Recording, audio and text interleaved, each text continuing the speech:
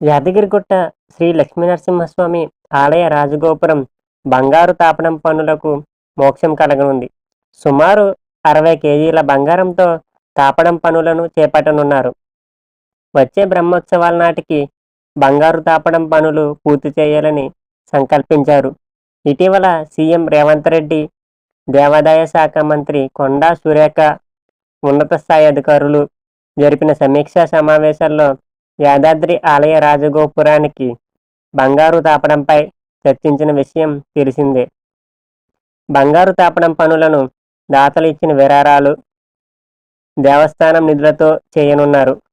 ఇప్పటికే దాతలిచ్చిన నగదు సుమారు 25 కోట్లు నగదు, 11 కిలోల బంగారం దేవస్థానం వద్ద ఉంది. దేవస్థానం హుండీలో భక్తులు సమర్పించిన బంగారం, వెండిని ఇంటికి పంపించి ప్యూర్ గోల్డ్గా మార్చనున్నారు. అయితే భక్తులు సమర్పించిన మిశ్రమ బంగారాన్ని ప్యూర్ గోల్డ్గా మార్చడం, వెండి ఆభరణాలను కరిగించి అందుకు సమానమైన సుమారు 25 కిలోల బంగారాన్ని మింట్ ద్వారా తీసుకోనున్నారు.